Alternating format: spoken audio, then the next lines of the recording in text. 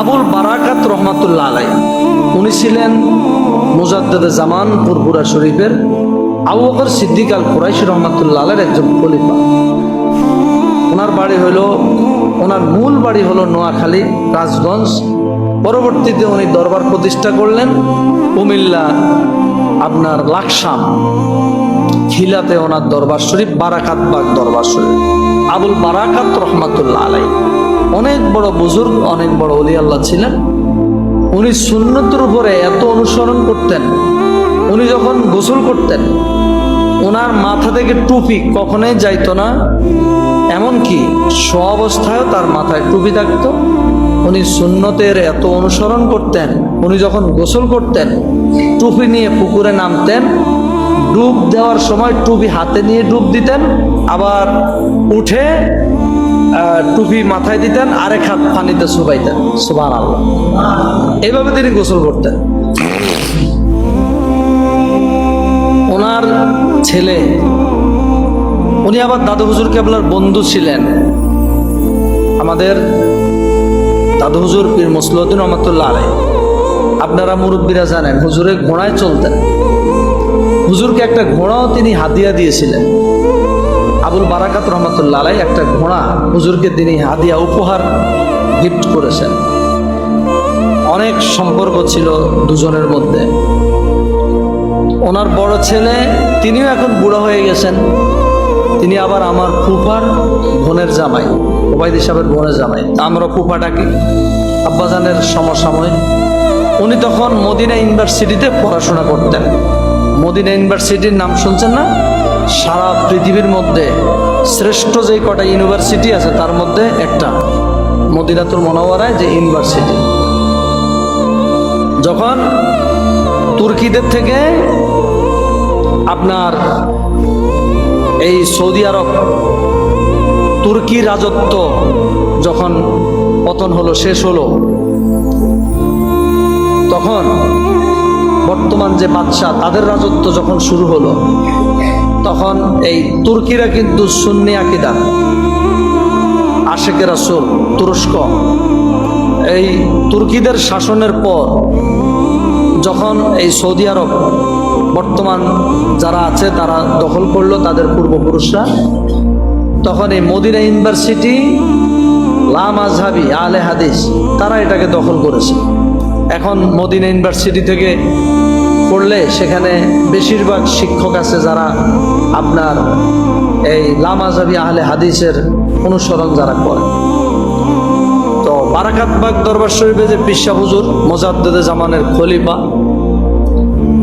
উনি ওনার ছেলে, বড় ছেলে, যিনি এখন বর্তমান গদ্দিনীশীন পীর সাহেব হুজুর, মরম পীর সাহেব আব্বা হুজুরের উনি সমবয়সী, উনি যখন মদিনা ইউনিভার্সিটিতে পড়েন, যে বারাকাতবাগ পীর সাহেব হুজুর, যিনি যে দাদু হুজুরকে ঘোড়া উপহার দিয়েছেন, উনি হজে গেছেন। হজে যাওয়ার পর তখন ওনার বড় ছেলে মাওলানা আব্দুল্লাহ সাহেব মাদ্দাজিল্লাহ আলী, উনি এখনো বেঁচে আছেন, উনি তখন মদিনা ইউনিভার্সিটিতে পড়াশোনা করেন, সেখানে উনি পড়ালেখা করেন।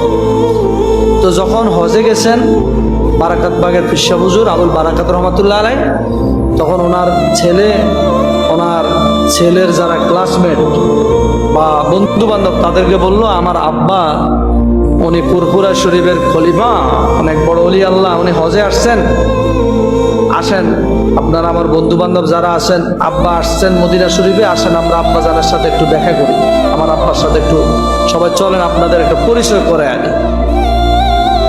তখন রওজা শরীফের পাশে মসজিদে নববীর যে মাঠ, রওজা শরীফের বাহিরে এই মাঠে বারাকাতবাগ দরবার শরীফের পীর সাহেব হুজুর বসা। ওনারা মদিনা ইউনিভার্সিটির প্রায় 14-15 জন আপনার যারা অনার্স মাস্টার্স কোরআন হাদিসে যারা অনার্স করে, এরকম বড় বড় ছাত্র, এই ওনার ছেলের যারা বন্ধু বান্ধব তারা আসছে হুজুরের সাথে দেখা করতে। তো হুজুরে বসা, ওনারা সামনে বসছেন।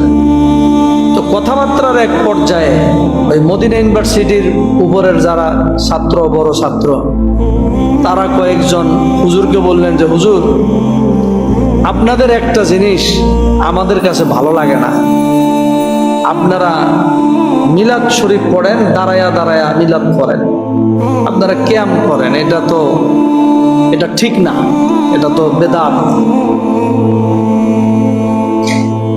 আবুল বারাকাত রহমাতুল্লাহ আলাই, উনি তো অনেক বড় দরজার ওলি আল্লাহ, মুজাদ্দিদ জামানের খলিফা, সুন্নতের কত অনুসরণ করতেন।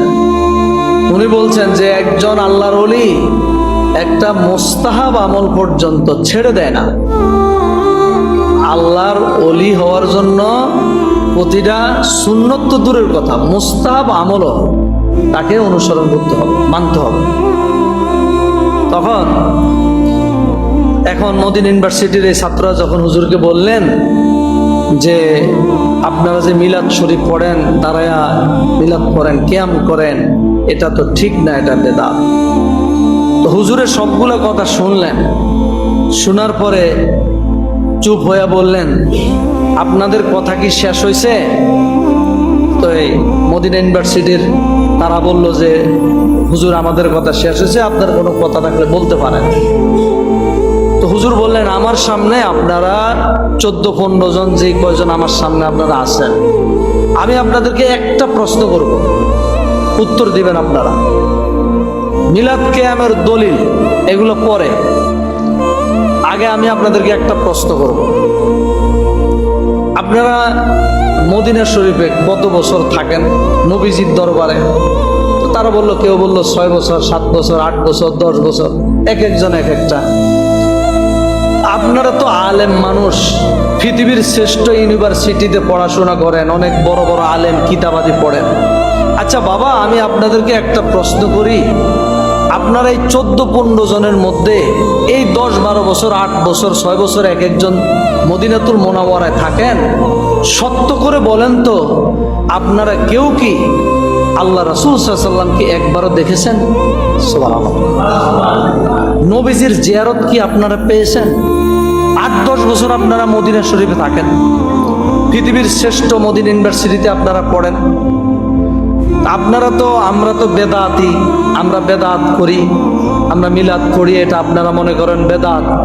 আপনারা তো বেদাতি না, আপনারা তো খুব সলিড।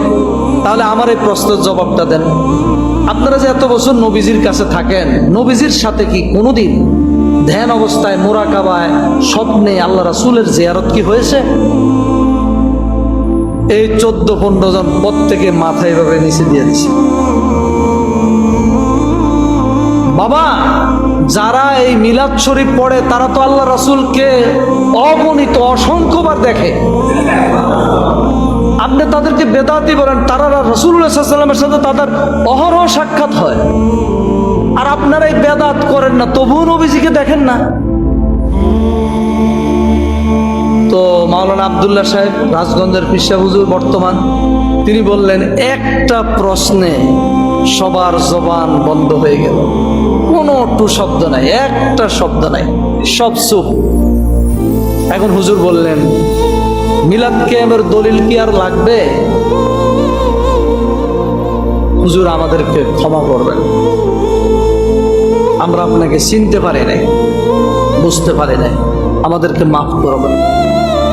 হুজুর বললেন যে আপনারা এতটা বছর থাকেন নবীজির কাছে, অথচ নবীজির সাথে সাক্ষাৎ হলো না, আপনারা তো বদনসিব।